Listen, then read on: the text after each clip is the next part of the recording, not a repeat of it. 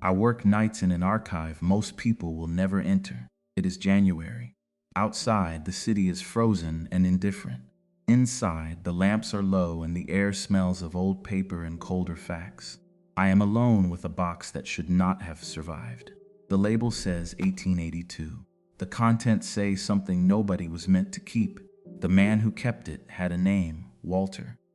A bookkeeper, a clerk inside the company that would, within a decade, control nearly the entire flow of oil through the United States. He was not important. That was his protection. Nobody watches the man who counts the barrels. But Walter saw the document. He saw it signed. And then he did the one thing a clerk is never supposed to do. He copied it. What he copied was not a contract for oil. It was a contract for everything that would come after oil.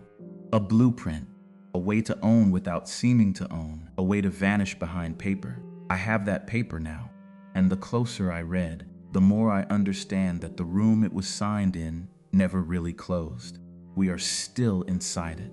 If you have ever wondered how a single family came to sit behind every market you live in, the answer began in one room, in one winter, with one signature Walter was never meant to see.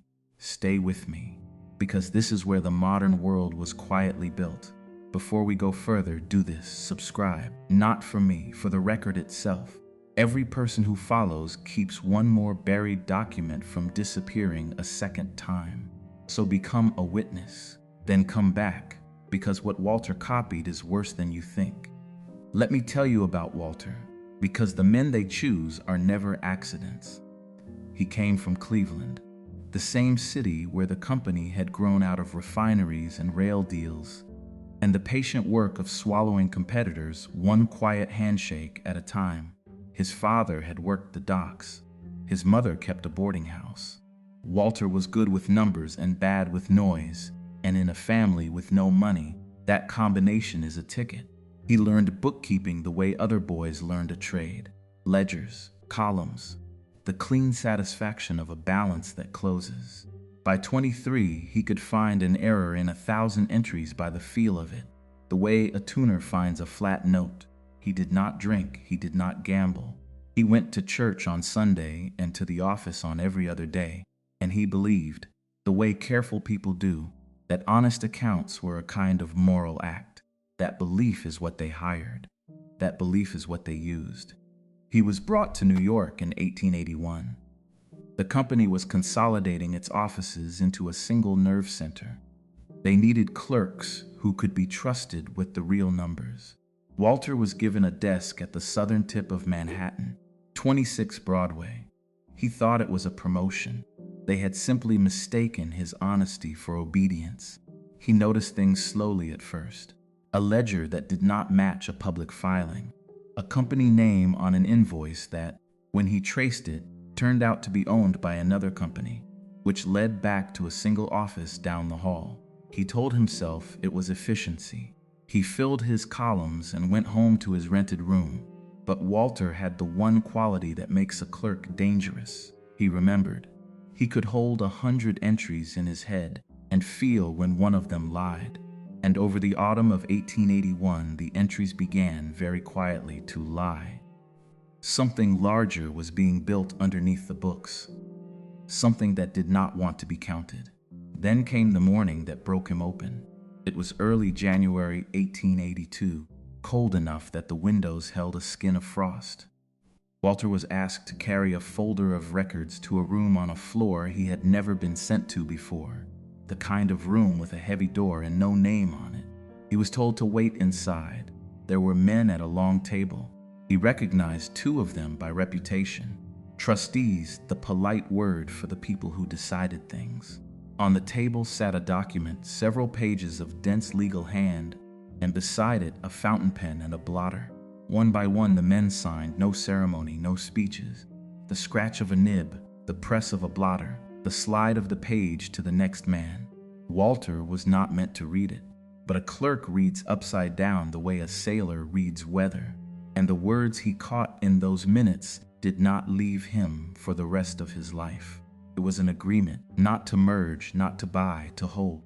40 separate companies scattered across a dozen states, each one keeping its own name and its own face to the public, all of them placing their stock into the hands of 9 men, 9 trustees who would now direct them as one body, while the law saw 40 bodies. He understood in that frozen room that he was watching something be born. Not a company, a method, a way to own the country without ever signing your name to the country. When the signing was done, he was waved out. He carried his folder back to his desk. His hands, he would later write, did not shake. That frightened him more than anything. It meant some part of him had already decided what he was going to do, before the rest of him dared to know it. To understand what Walter saw, you have to understand the thing that was signed and why it was the first of its kind. On the 2nd of January, 1882, the Standard Oil Trust was created. It was not the first attempt by powerful men to coordinate an industry, but it was the first to do it through a single, elegant legal instrument that the law had not yet learned to see. Before this, if you wanted to control rival companies, you bought them, and your name appeared on the deed, and the public could read it. After this, you did not have to. The man who built the instrument was a lawyer named Samuel C.T. Dodd. He was not a financier, he was something more useful, a craftsman of language. Dodd worked out that you did not need to own the companies. You only needed to hold their stock in trust. The shareholders of 40 companies handed their certificates to 9 trustees and received trust certificates in return. The companies kept their charters, their names, their separate state existences. On paper, nothing had merged. In reality, one will now move all of them.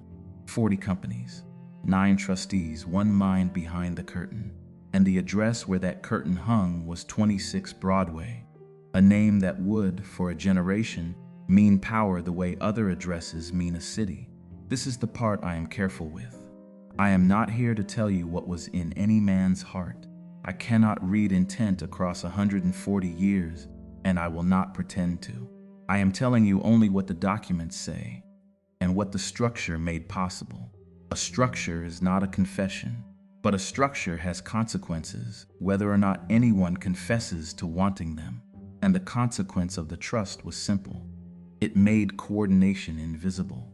Prices, supply, the punishment of any small refiner who would not sell, all of it could now be directed from one room while appearing to be the independent decisions of 40 different firms.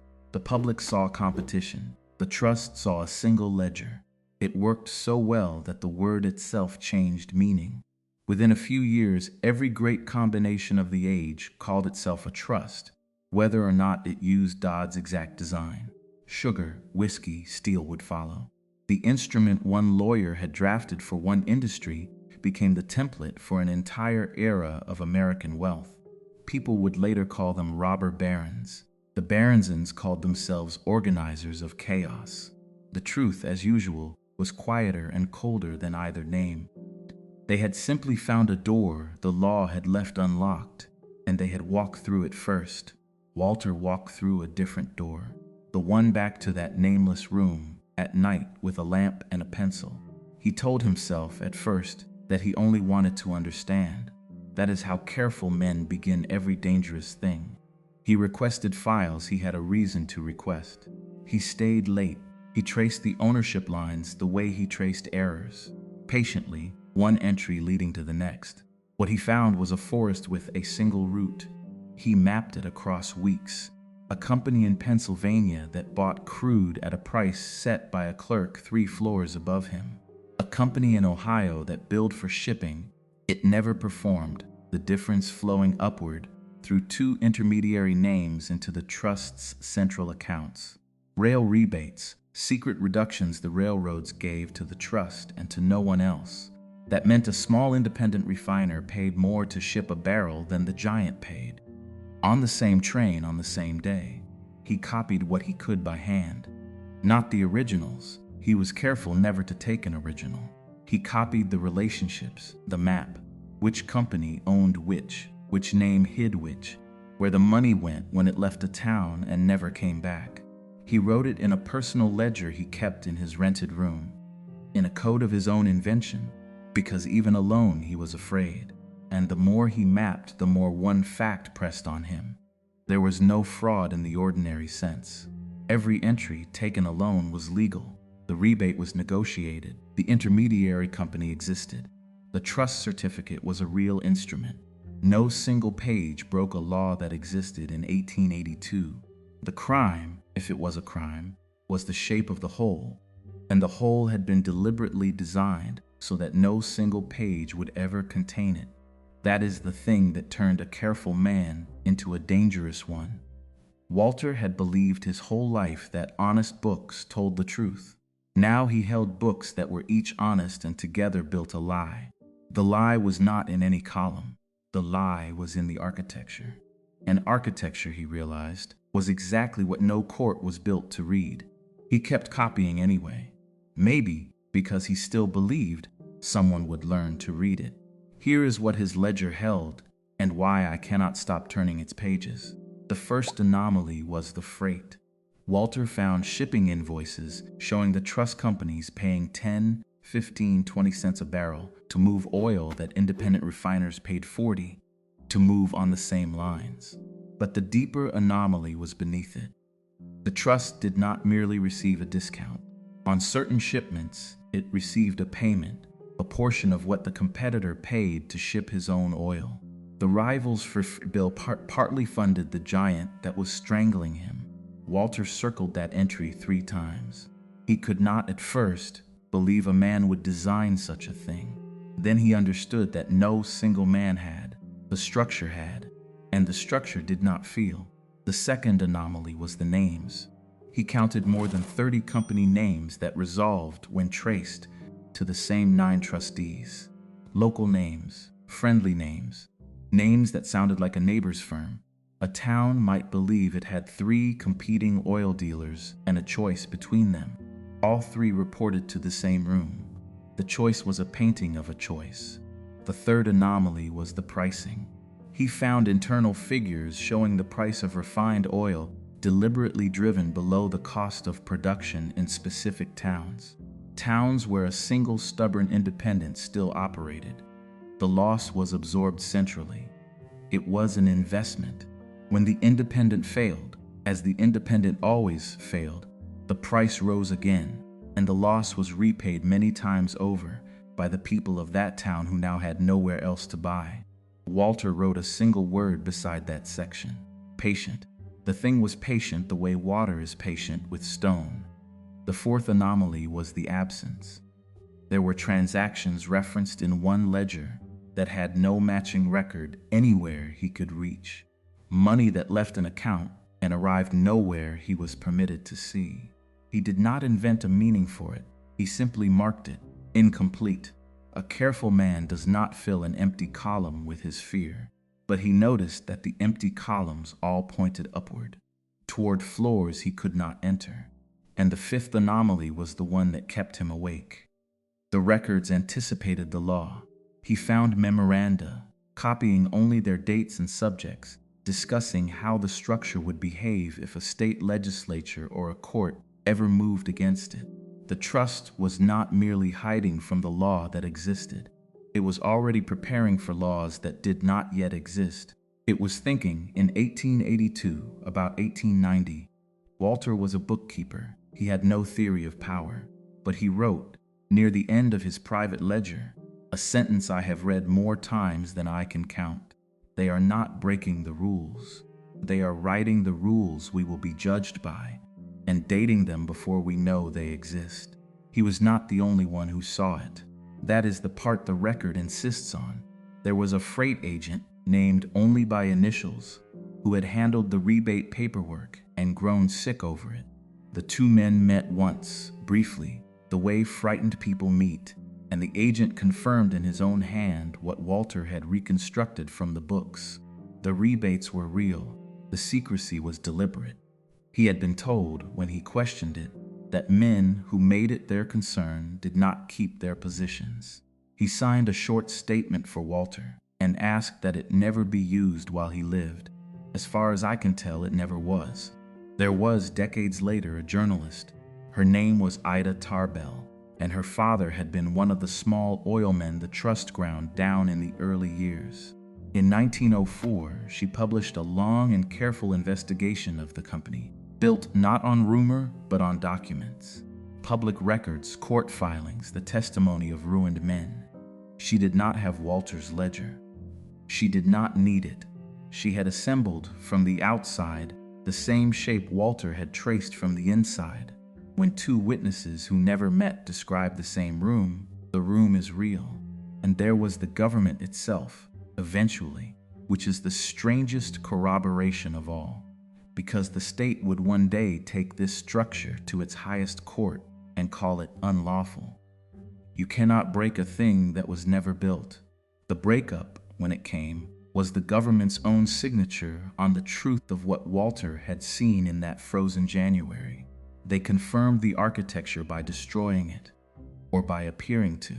In 1890, the country wrote a law, the Sherman Antitrust Act, a short, blunt instrument that declared combinations in restraint of trade to be illegal. For the first time, the door the trust had walked through was in principle closed.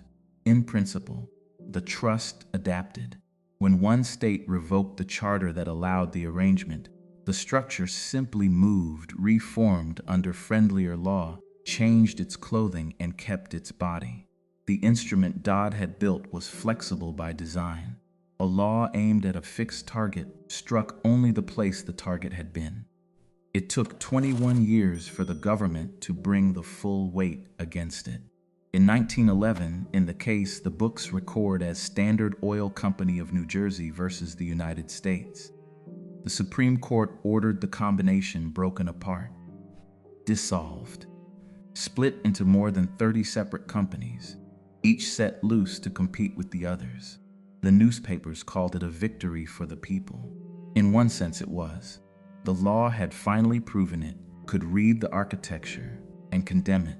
Here is where I am careful again, because this is the part that sounds like an accusation and is only a fact. The men who held the trust held stock in the trust. When the trust was broken into 30-odd companies, that stock became stock in 30-odd companies. And in the years after the breakup, the separate companies, now free to grow on their own, now valued separately by a hungry market, rose in worth far beyond what the single combination had been valued at while whole. The shareholders did not lose. The largest shareholder, by every public record, became substantially richer after the dissolution than before it. I am not telling you this was the plan. I cannot see into a courtroom across 100 years and tell you what any man intended. I am telling you only what the records show happened. The punishment increased the fortune. The breaking made the pieces more valuable than the whole. Whether that was foreseen, I do not know and will not pretend. But Walter's last sentence sits beside it in my mind. In 1882, a careful clerk had watched men prepare for a law that would not exist for 8 more years. By 1911, the structure had been preparing for nearly 30. The archive does not let me say they planned the outcome. The archive only lets me say the outcome arrived, and it arrived in their favor, and the men who built the instrument were precisely the kind who thought in decades. Make of the silence what your own honesty allows. The thing that troubles me most is not that it happened. It is that it never stopped being a method. Dodd's instrument was a trust. The courts learned to see trusts, so the wealth learned new clothing. The holding company, the interlocking directorate, where the same handful of people sit on the boards of supposedly rival firms. The shell within the shell within the shell, each layer legal, the architecture illegible. The principle Walter found in 1882, own without owning, direct without appearing, designed so that no single page ever holds the whole, was not defeated in 1911. It was inconvenienced. It put on a coat. Look at the way control hides today, and you are looking at Walter's map redrawn. A handful of asset managers hold meaningful stakes in nearly every large company you can name, including companies that compete with one another. Each holding is legal. Each filing is honest. The whole is a shape no single filing contains. I am not telling you a conspiracy is running the world. I am telling you something quieter. The instrument is older than any of them. It was drafted by a lawyer for an oil company in a room at 26 Broadway, and we have been living inside its logic ever since. That is the inheritance, not a fortune, a blueprint. The fortune was always going to be spent or split or taxed. The blueprint was the thing that lasted, because a blueprint cannot be broken by a court. You can dissolve a trust. You cannot dissolve an idea about how to be invisible while owning everything. Walter understood that in a way the Supreme Court never did. He had seen it born. I should give the other side its due, because the archive demands it. The men who built this would have said and did say that they brought order to a violent and wasteful industry, that before them oil was chaos, wells flooding the market, prices collapsing, refiners ruined by their own number, that the trust stabilized supply and lowered the long-run price of light for ordinary households. There is truth in this. The price of kerosene did fall over the long span of their dominance. Light became cheap. That mattered to people who had lived in the dark. And it is fair to say that the law of 1882 had not forbidden what they did. They did not break the rules of their moment. They found the silence in those rules and lived in it. I hold that distinction firmly, so I will not call Walter's ledger a confession. It is not. It is a map. What you do with a map depends on where you decide you are standing. It is past 10 now. The archive is quieter than the city ever is.